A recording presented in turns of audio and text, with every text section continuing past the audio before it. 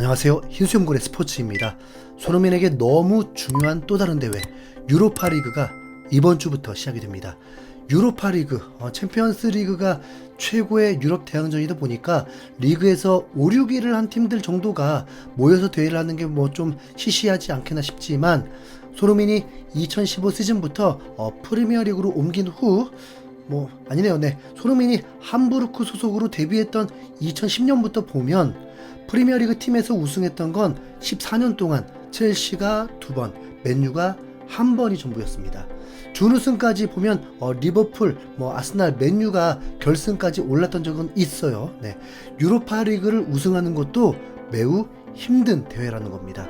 손흥민이 무리뉴 감독 시절에 유로파리그 우승을 목표로 출전해 봤지만 황당하게도 16강에서 탈락하고 말았습니다. 손흥민은 회복에 집중시키면서 원정으로 데려가지도 않았고 2대 0으로 전반을 이기고 있다가 역전패를 당하는 수모로 우승 후보였는데도 광탈을 하게 되었습니다. 그 여파가 너무 세서 계약 기간이 2년 반이 남았는데도 무리뉴 감독은 황당하게도 경질되고, 무리뉴 감독은 몇 년 후 레비를 또라이 취급했습니다.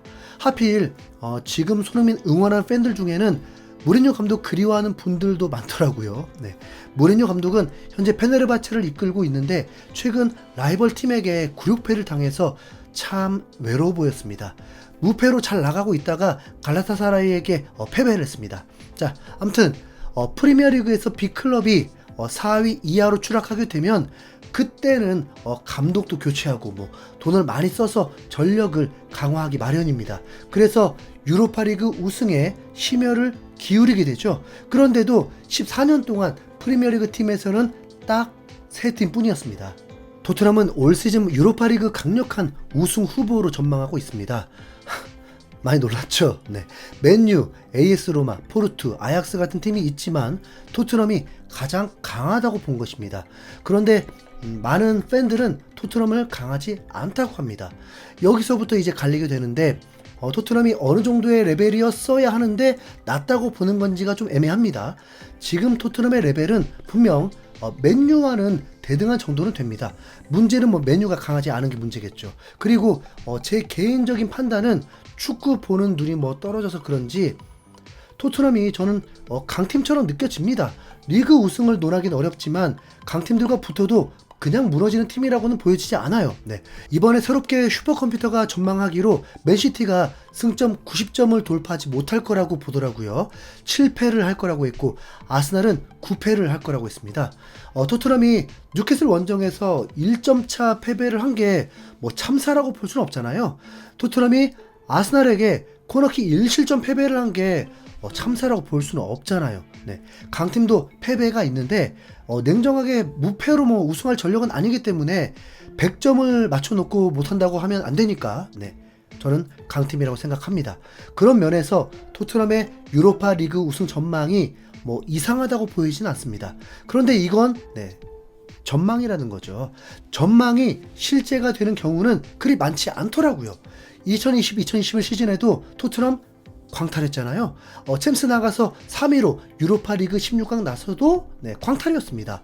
세비야는 강력한 우승 후보가 아니었는데 15년 동안 5번이나 우승을 했습니다. 축구가 예상대로 흘러가면 얼마나 좋겠습니까? 유로파리그 우승도 분명 힘든 대회인데 토트넘은 이 힘든 대회를 우승 못하면 아마 2부 리그 강등팀 취급을 받을 겁니다. 하필 카라바오컵 때 B플랜으로 선수를 출전시켰는데 2부 리그 팀과 대등하다 못해 참사를 겪을 뻔했다 보니까 불안합니다. 왜 이런 경우들이 생기냐면 상대에 따라서 감독은 분명 선발 명단 조율을 합니다. 경기 스케줄, 선수들의 체력 관리 혹은 선수들의 경기 감각을 위해서 출전 선수들이 많이 달라집니다. 최소 8강 전까지는 전력을 다하지 않고 다 할 수 없습니다. 당장에 유로파 리그가 한국 기준 금요일 새벽이고 이틀 쉬고 맨유전을 치러야 합니다. 말이 안 되는 일정이죠. B클럽이면 B플랜으로 돌려도 될 정도로 좋은 선수들로 구성이 되지만 토트넘은 B플랜으로 나갔을 때 주전 선수들과는 체급 차이가 크면서 대회 때 참사가 발생하게 된다는 거죠. 이 부분이 토트넘의 가장 불안한 부분입니다.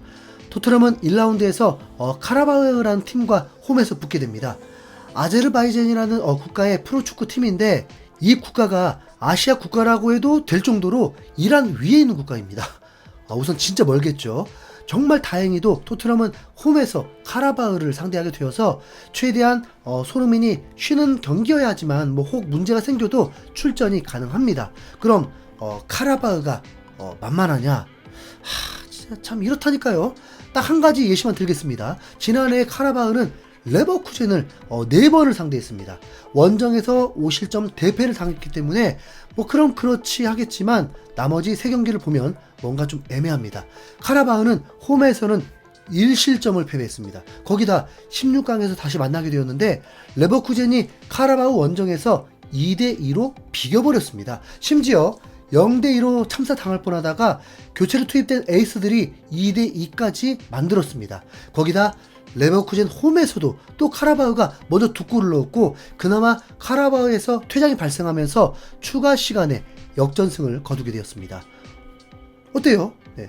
긴장 진짜 바짝 할 만하죠? 점유율은 레버쿠젠이 압도적이었지만 카라바흐는 계속 2자릿수 슈팅을 때리면서 위협적인 상황을 만듭니다. 정말 솔직히 말해서 토트넘이 승리한다는 장담 못하겠습니다. 우선 카라바흐도 토트넘을 분석할 거 아닙니까? 토트넘의 전술을 파악하고 대처하는 건 뭐 그리 어렵지 않습니다. 탈압박으로 선수의 레벨 차이를 느낄 수는 있어도 압박을 하는 능력은 선수의 레벨 차가 뭐 크게 느껴지지 않습니다. 그냥 뭐 지시하면 거의 비슷합니다. 그럼 우선 토트넘은 압박당하면 불안해집니다. 무조건 그걸 지시하겠죠. 네, 그리고 내려앉으면 슈팅도 제대로 못 때립니다. 정교하지 못하니까. 네. B팀은 더 그렇다는 겁니다. 카라바흐가 예전에 레버쿠젠 상대로 그랬다는 것도 아니고 지금 바로 올해 일어난 일입니다. 카라바흐가 토트넘을 상대로 두려워할 리가 없죠. 상대팀도 토트넘의 A급으로 나오지 않을 걸 알 겁니다. 네.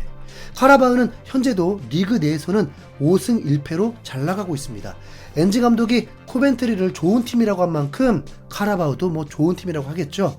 이 상황에서 그럼 선발을 어떻게 꾸릴 것이냐? 네, 우선 토트넘이 불리한 건 맞습니다.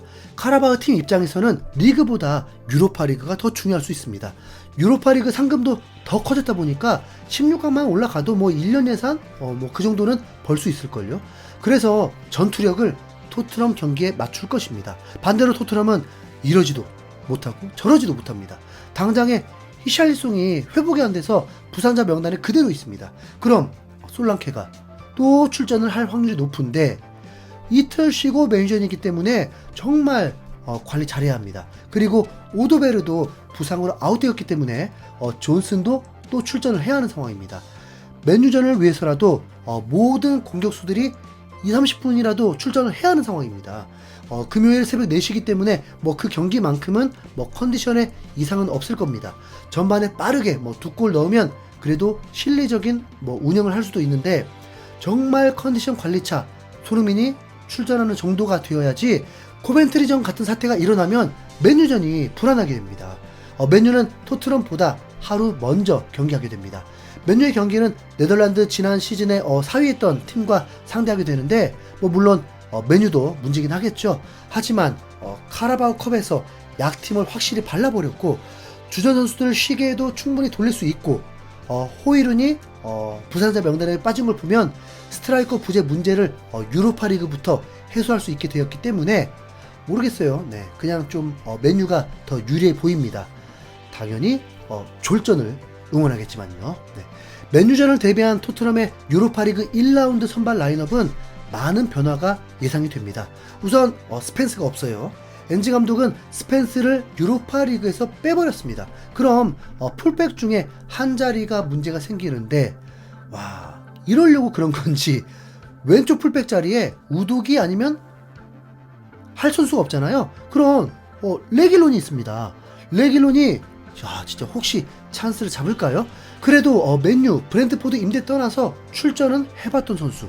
엔지 감독의 공격 전술과 인버티드도 아니고 그냥 공격 전술의 풀백이라면 레길론도 제대로 쇼케이스 할 수 있을 것 같거든요. 엔지 감독의 계획이 정말 궁금합니다.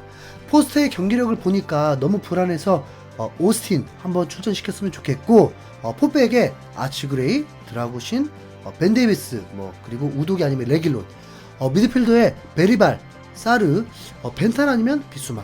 네, 그리고 공격수에 베르너만 확정이고 스트라이커와 오른쪽 윙어를 어떻게 할지 좀 난감한데 코벤트리저를 생각하면 클레스키가 좀 베리발을 도우러 출전해야 할 것 같거든요. 네. 존슨, 솔랑케, 베르너는 진짜 최악의 조합이 되니까요. 여러분의 예상 라인업은 어떻게 될까요? 손흥민은 뭐 그래도 이 경기 쉬어야겠죠. 그러나 졸전되면 최소 30분을 뛰게 됩니다. 그걸 바라시는 건 아니죠. 네. 자, 여러분 긴장하십시오. 토트넘은 쉬어가는 경기가 하나도 없을 것 같으니까요. 네. 이상 흰수염구리였습니다. 자, 여러분 구독, 좋아요 꼭 부탁드립니다. 감사합니다.